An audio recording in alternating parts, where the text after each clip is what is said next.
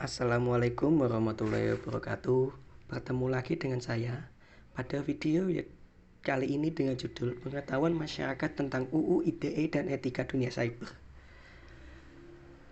Pada kesempatan kali ini, video ini saya buat dengan tujuan untuk melengkapi tugas terstruktur dari mata kuliah Literasi Digital Kemanusiaan. Kemudian, sebelum saya melanjutkan materi dan video ini, izinkan saya untuk memperkenalkan diri. Nama saya Jihan Ihsa Hilmi Mahdi Attafarezi dari Prodi Pendidikan Geografi, jurusan Geografi, Fakultas Ilmu Sosial Universitas Negeri Semarang dengan nomor induk mahasiswa 32014200032. Kemudian, izinkan saya untuk menjelaskan materi pada video ini. Materi ini dimulai dengan 3 foto artis berikut.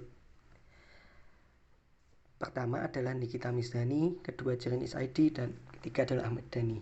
Mereka bertiga adalah artis yang sangat kaya prestasi di dunia perfilman atau permusikan Indonesia.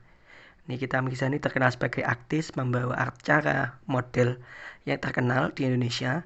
Jerinis ID sebagai musisi, khususnya drummer di band rock terkenal Indonesia yaitu Superman is Dead, dan juga Ahmad Dhani yang terkenal sebagai musisi dan pencipta lagu sekaligus pemimpin dan pendiri band Dewa 19. Nah, ketiganya adalah sama-sama artis, sama-sama memiliki karya dan sama-sama berprestasi di dunia perfilman maupun di dunia permusikan Indonesia. Nah, namun ada satu lagi persamaan di antara mereka bertiga, yaitu adalah mereka bertiga pernah terjerat kasus hukum pencemaran nama baik dengan dasar hukum UU ITE. Nah, kasus hukum pencemaran nama baik itu mencoreng prestasi-prestasi mereka. Nah, sebenarnya apa sih UU ITE itu?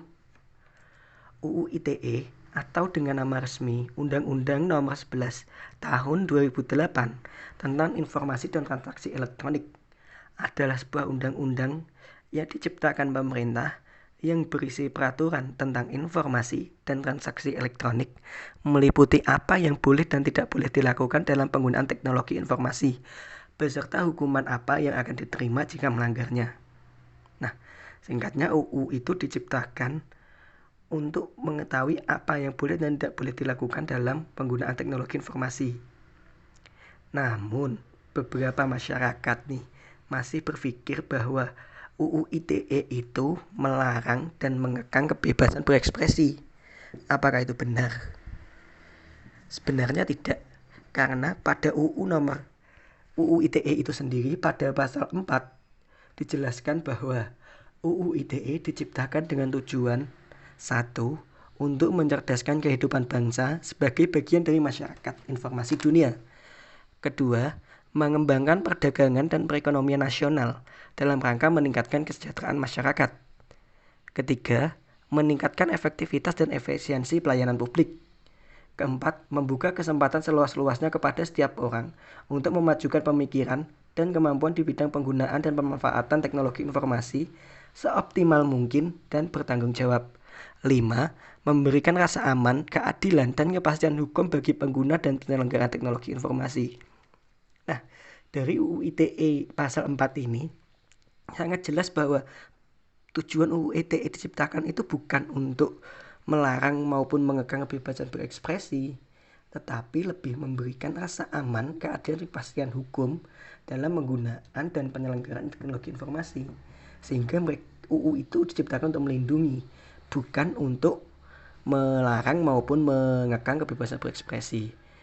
Tapi hal itu juga tidak dapat disalahkan pula karena dilihat dari 3 artis sebelumnya pada slide awal itu, mereka terlihat sangat mudah sekali terkena ataupun terjerat UU ITE sehingga wajar masyarakat berpikir seperti itu. Tapi sebenarnya UU ITE itu lebih diciptakan untuk tentang transaksi elektronik yang terjadi di Indonesia, dan tentu dengan tetap membahas tentang informasi yang ada di teknologi informasi tersebut. Nah, memang tujuannya itu untuk melindungi, tetapi masyarakat sih tetap takut. Kemudian cara untuk mencegahnya agar tidak terjerat UU ITE itu gimana sih? Itu sebenarnya dapat dijawab dengan mudah, yaitu selama masyarakat mengikuti etika dunia cyber. Dunia cyber itu apa lagi? Dunia cyber itu adalah sebuah aturan tak tertulis yang dikenal di dunia IT, di dunia informasi teknologi. Nah, aturan itu berisi suatu nilai-nilai yang disepakati bersama untuk dipatuhi dalam interaksi antara pengguna teknologi, khususnya teknologi informasi itu. Jadi singkatnya, etika dunia cyber itu adalah nilai-nilai yang harus dipatuhi dalam menggunakan teknologi informasi. Nah, etika dunia cyber sendiri telah dikemukakan, disampaikan oleh berbagai pihak. Nah, dalam video ini saya akan mengambil 3 pihak utama yang paling berpengaruh dalam peran etika cyber di Indonesia, yaitu rumusan dari komunitas online dan pegiat internet pada tahun 2011. Kemudian dari pihak pemerintah sendiri melalui UU ITE itu pada tahun 2008, dan kemudian melalui fatwa MUI. Nah, untuk komunitas online, pada September 2011, beberapa komunitas online dan pegiat internet yang menganggap diri mereka sebagai wakil dari pengguna internet seluruh Indonesia merumuskan etika online bagi seluruh warga Indonesia yang harus dipatuhi, tetapi tidak bersifat mengikat bagi seluruh penggunanya. Hasil rumusannya itu adalah sebagai berikut, yaitu siapapun tanpa terkecuali ketika online menggunakan internet harus menjunjung tinggi dan menghormati nilai kemanusiaan, kebebasan berekspresi, perbedaan dan keberagaman, keterbukaan dan kejujuran, hak individu atau lembaga, dan dapat juga diartikan sebagai privasi, hasil karya pihak orang lain, dalam artian hak cipta dan norma masyarakat serta tanggung jawab. Nah, semua hal yang dijelaskan itu harus dijunjung tinggi dan dihormati, serta diikuti oleh semua pengguna online di Indonesia. Nah, ini juga sesuai dengan apa yang telah diterangkan dalam UU ITE yang diterbitkan oleh pemerintah. UU ITE yang diterbitkan pemerintah, yaitu UU nomor 11 tahun 2008 tentang informasi dan transaksi elektronik, terdapat banyak pasal-pasal yang menjelaskan tentang apa yang boleh dan tidak boleh dilakukan, khususnya pada pasal 27, 28, dan 29. Ketiga pasal itu menjelaskan apa yang boleh dan tidak boleh dilakukan oleh pengguna internet. Pada pasal 27, intinya adalah setiap orang yang sengaja atau tanpa sengaja mendistribusikan, mentransmisikan, atau membuat dapat diaksesnya sebuah informasi yang mengandung konten atau muatan berupa melanggar kesusilaan, perjudian, penghinaan, pencemaran nama baik, pemerasan maupun pengancaman. Dan pasal 27 ya berisi tentang setiap orang yang sengaja atau tanpa menyebarkan berita bohong yang menyesatkan dengan tujuan merugikan konsumen dalam transaksi elektronik maupun menimbulkan rasa kebencian pada suatu pihak, khususnya SARA.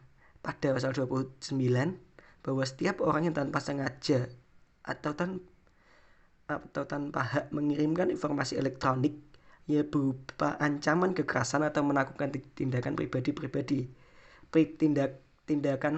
pribadi kekerasan pada seseorang.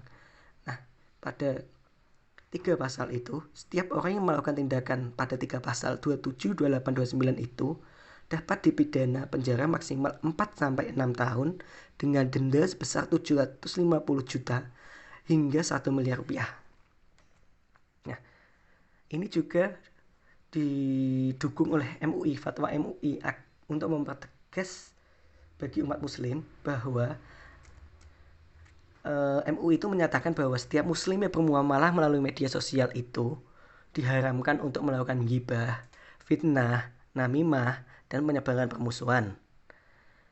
Dilarang melakukan bullying, ujaran kebencian, permusuhan atas dasar suku, agama, ras dan antar golongan, menyebarkan hoax, serta informasi bohong meskipun dengan tujuan baik, menyebarkan materi pornografi, kemaksiatan, dan segala hal yang terlarang secara syar'i, menyebarkan kontennya benar tetapi tidak sesuai dengan tempat dan waktunya.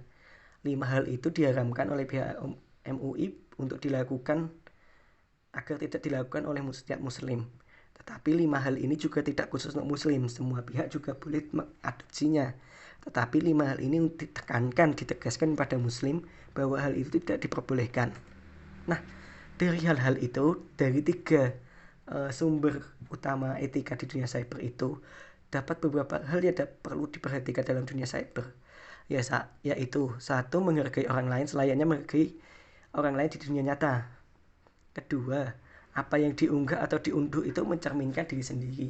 Singkatnya, apa yang kita lakukan di internet itu akan mencerminkan diri kita sendiri. Sehingga alangkah baiknya kita perlu mengecek kembali atau memastikan apa yang kita lakukan itu benar, karena semua yang kita lakukan itu sifatnya permanen. Ada jejak digitalnya yang tidak bisa dihapus, sehingga dapat membahayakan diri kita di masa yang akan datang jika kita lakukan itu hal yang buruk, karena akan ada bukti-buktinya. Yang ketiga, jangan mengunduh konten bajakan, jangan memplagiat karya orang lain, hargailah hak cipta orang lain. Nah, jika memang membutuhkan konten karya tersebut, maka unduh dari sumber yang terpercaya atau sumber resminya, dan beri sumber konten yang kalian dapatkan itu untuk menghormati dan memberitahu pada pihak lain bahwa itulah karya, dari sanalah kita mengutip karya itu. Kemudian hargailah privasi diri sendiri dan orang lain, karena memang di internet itu sangat terbuka. Kita bisa mengetahui apa yang orang lakukan, tapi orang lain juga bisa mengetahui apa yang kita lakukan. Nah, untuk itu kita harus ada batas-batasnya, dan batas-batas itu adalah batas privasi. Sehingga kita harus menghargai batas-batas itu, baik untuk diri sendiri maupun orang lain. Dan yang terakhir, itu adalah yang paling penting, yaitu berpikir kritis dalam berbagi informasi. Apakah benar atau salah informasi tersebut? Apakah perlu kita share informasi tersebut? Nah, kita perlu berpikir kritis dalam informasi itu agar tidak menyebarkan hal-hal yang buruk atau berita hoax. Nah, hal-hal itu tadi adalah hal dasar yang harus diperhatikan. Tetapi tidak menutup kemungkinan ada hal-hal lain yang belum disebutkan. Nah, jika teman-teman tahu hal-hal tersebut, dapat dituliskan di kolom komentar, sehingga kita dapat berbagi informasi dan memberikan ilmu-ilmu bermanfaat bagi orang lain. Nah, sekian yang dapat saya sampaikan dalam video ini, terutama dalam etika di dunia cyber dan tentang UU ITE itu.